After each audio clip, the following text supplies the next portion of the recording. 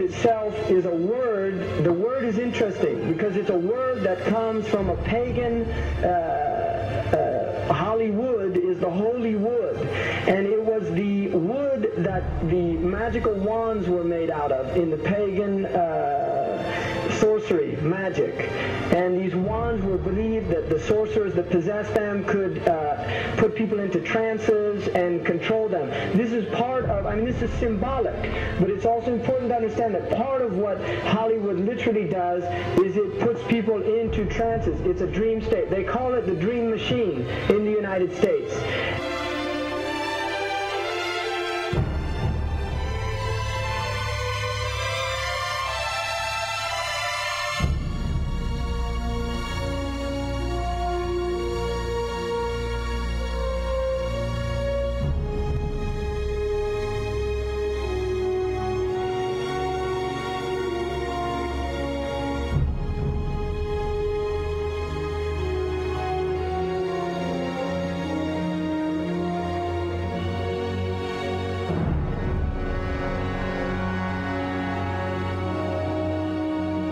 Creates fantasies for people. It puts people into these things. Now, one of the things is interesting that in the part of what's done in movie theaters, in darkened rooms where people watch television, is literally a trance state that occurs. So what's called suspended state of disbelief. You enter into a state, you suspend your disbelief and enter into a state whereby you begin to believe what you internally realize is imagination. It's falsehood. Films are magic. It's just magic. You go and you watch these things and people get caught up in them. People cry during films, all this catharsis that takes place in these things. Many of the films, and this is an important element in the control mechanism, is literally allow people to go and have certain type of catharsis as a purging experience, which Aristotle talks about the necessary element. One of the necessary elements of tragedy is to create this cathartic experience. And this is why a lot of the films, especially also news and things like this is why news is very important in this culture. Everybody watches the news.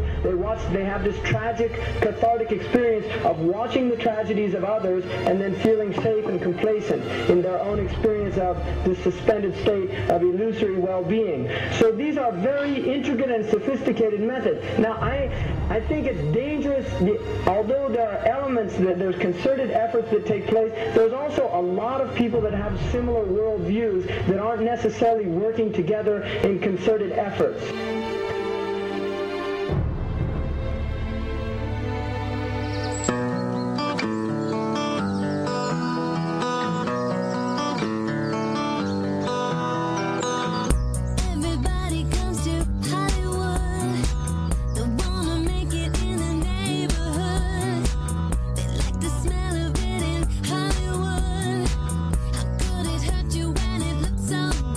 Shine your light now. This time it's got to be good. You get it right now, yeah. 'Cause you're in Hollywood. There's something in the air in Hollywood. The sun is shining like you knew.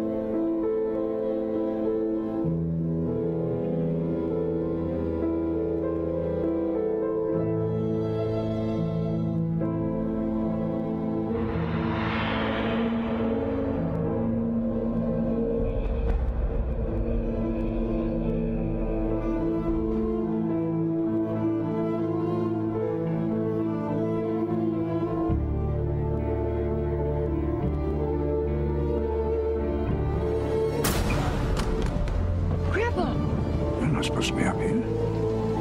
Looking at that? I just wanted to know. No. Well, you're old enough, I suppose. You should know the story. Okay, here we go. It was 1832. On a night much like this.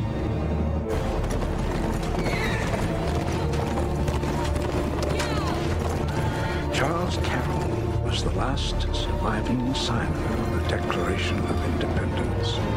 He was also a member of a secret society known as the Masons, and he knew he was dying. He woke up his stable boy in the middle of the night and ordered him to take him to the White House to see Andrew Jackson, because it was urgent that he speak to the president. Did he talk to him?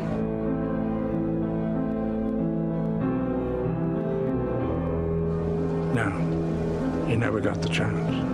The president wasn't there that night. But Charles Carroll had a secret. So he took into his confidence the one person he could. My grandfather's grandfather, Thomas Gates. What was the secret? A treasure. A treasure beyond all imagining.